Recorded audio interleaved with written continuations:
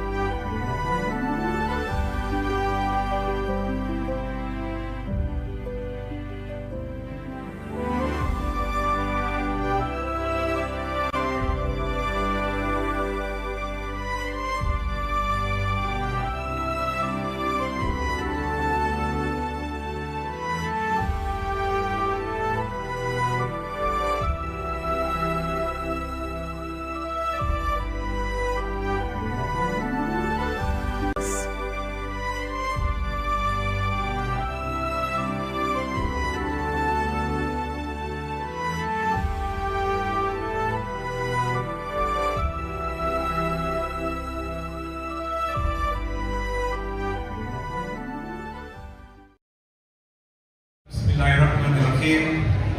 Assalamualaikum warahmatullahi ta'ala wabarakatuh. Una sa lahat, hirap pong sundan yung mga speeches kanina. Bigat at malalakas po yung mga boses nila. Ako po si Mus Fidasan, Director sa Islamic Institute sa Ateneo de Davao University. Dati po akong member of the Parliament of the Bangsamoro Transition Authority. Dati din po akong commissioner. Kami po yung gumawa ng Bangsamoro Basic Law na naging Bangsamoro Organic Law na bumuo ng BARM, Bangsamoro Autonomous Region in Muslim Mindanao. Masakit po sa aming mga taga-BARM ang nangyari. Yung father, yung tao po na nagbigay sa amin ng totoong otonomiya ay nasa ibang bansa. Kinidnap siya, dinala siya sa The Hague. Ngayon, wala kang makitang BARM leader, Bangsamoro leader, na nakaupo, na nagsasabing pauwiin si Tatay Digong. Masaya po kami, nakita ko yung mga kasamaan nating mga Maranao, mga Sama, mga Tausug, mga Maguindanao, at may mga Irano na nandito ngayon. Sila po yung tunay na mga Bangsamoro, mga kapatid nating mga MNLF at MILF. Ngayon, hindi lang sila nakapagsalita openly, but somehow, alam po natin na ang gusto nila ay Marcos resign. So, para po hindi mawala yung thoughts ng aking mensahe, babasahin ko lang po muna itong ginawa naming maliit na message from the Muslim Filipinos and the residents of the Bangsamoro. So on behalf of Muslim Filipinos and the Bangsamoro people, we stand in firm solidarity with the Save the Philippines coalition.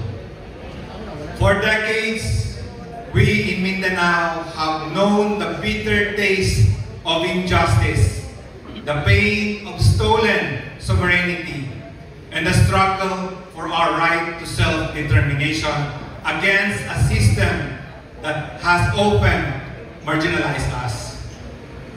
We recognize the same patterns of abuse, deception, and impunity now gripping the entire nation under the leadership of President Bongbong Marcos Jr. While I was listening to Attorney Vic Rodriguez, naalala ko po ang 2022 elections. Through different parallel groups, we carried the banner of the unity for Marcos Jr. and Sara Duterte across every island of the nation. Like you, we believe in the cause.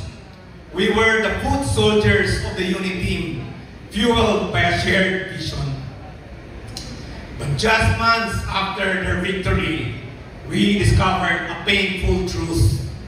What Attorney Vic Rodriguez shared this afternoon ay hindi po pang politika lamang. This is the sad reality. We are made to drink the poison of the corrupt administration of Bongbong Marcos.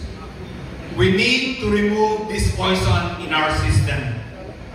What we discussed this afternoon until this evening can no longer be ignored by the Filipino people, can no longer be ignored by the men in uniform, the PNP and the AFP. We can no longer ignore this. Again, this is not merely a political crisis. It is a moral collapse that deepens the suffering of all Filipinos. Nakita na po natin sa bagyo, sa lindol, ano ang nangyari sa ating mga kababayan. But we in Mindanao, we have endured enough. We stood against all odds. Our struggle for justice and self-determination has taught us that silence in the face of tyranny is not an option. Therefore, our call is clear and demands immediate action. We join the unequivocal demand for the resignation of Bongbong Marcos Jr. and the constitutional succession to proceed without delay. This is the necessary first step to reset our nation's path. We must save the Philippines. We must bravely stand together, learn from our shared histories as Filipinos, as Bangsamoro. We must relentlessly pursue this basis of unity for a future where justice, freedom, and genuine autonomy for our people are not just our dream, but our reality. Thank you po. Maraming salamat. Bangsamoro for Free Philippines. Our leaders, partners, advocates, and fellow Filipinos united by one great cause to save the Philippines. Today marks a historic beginning. We come together not out of convenience, but out of conviction. We gather here because we can no longer stand idly while our nation continues to slide into moral decay, political chaos, economic hardship, and the betrayal of public trust. We gather because the future of our children, our communities, and our country depends on what we do. The Save the Philippines Coalition is not just another organization.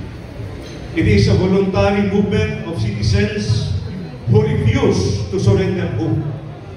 It is an alliance of patriots from diverse sectors and backgrounds, united by one purpose: to restore integrity in leadership, accountability in governance, and dignity to the Filipino people. We heed the call of former President Rodrigo Roa Duterte, a call to action, to courage, and to patriotism, to save the Republic. And in responding, we affirm that saving the Philippines means demanding change at the highest levels of power. It means confronting the failures and abuses that plague our government and standing firm for what the Constitution demands: rightful succession and responsible leadership. As we launch this movement today, we also launch a renewed spirit of unity and purpose. Let this assembly be the starting point of a nationwide awakening, where citizens no longer remain silent, but speak, act, and stand together for truth, reform, and justice. To all those who come from near and far, from Luzon, Visayas, and Mindanao, welcome. Thank you for choosing courage over comfort and patriotism over apathy. Your presence proves that the Filipino spirit, no matter how challenged, will never yield to tyranny and corruption. Together, let us declare with strength and faith, we will save the Philippines.